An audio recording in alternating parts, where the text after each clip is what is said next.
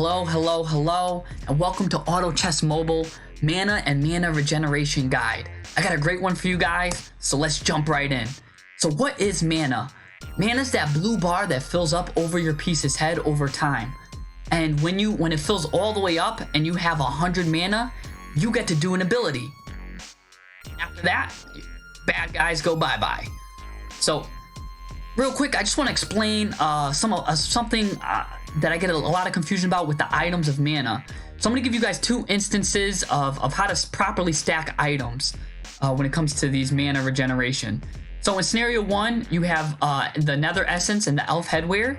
And in scenario 2, you have Orb of Regen and Mana Crystal. Now, in scenario 1, you can stack those two items and you can put them both on that Doom over there.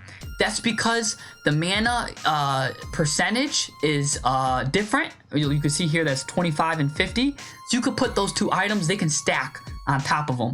But the second scenario, the Orb of Regen and the Magic Crystal, won't work on him because they're the same percentage. So the same items with the same percentages cannot stack. So I just wanted to clarify that real quick as we jump right in because there's three ways you can get mana, and that's doing damage, receiving damage, or by having the source. So let's go right into a taking damage scenario. So the formula is the amount of damage you took divided by 5 with a maximum of 50, right? In one instance. So let's just take, for example, you got hit with the lightning from the Flaming Wizard for 500 damage. 500 divided by 5 is 100. So you would get 100 mana, except you can only get a maximum of 50 since that's one instance. So you get 50 mana for that. But on the other hand, let's just say it's a bunch of guys attacking you, blah, blah, blah, blah, blah, blah, blah, and they do 500 damage in a short amount of time. There you get 100 mana and it fills up your bar right away and you're good to go.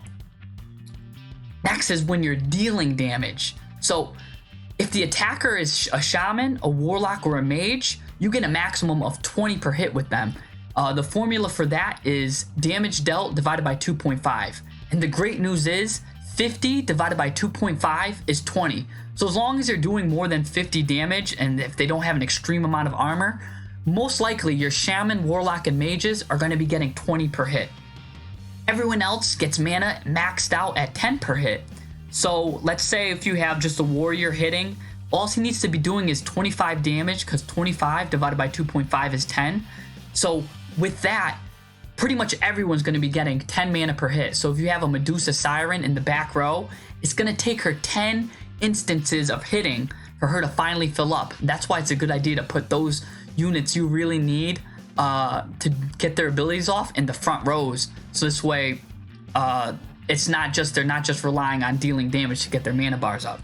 Also, a special shout out to demons, because if they have their pure bonus damage going on, which is not with the Witcher bonus, they can get 2 instances of damage, and they can both get their regular 10 per hit, and then their damage buff also counts as an instance to give them another damage per hit for 20. So they get a special shout out as well. Finally, the last is the source, who affects everyone just by being on the field.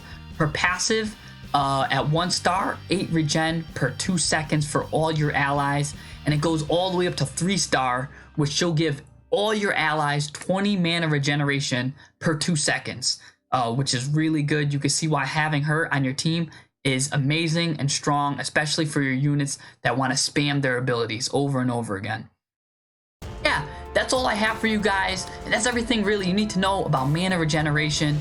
Thanks for watching. Like and subscribe for more. You guys are amazing. Take care, guys. I'm out of here. Bye.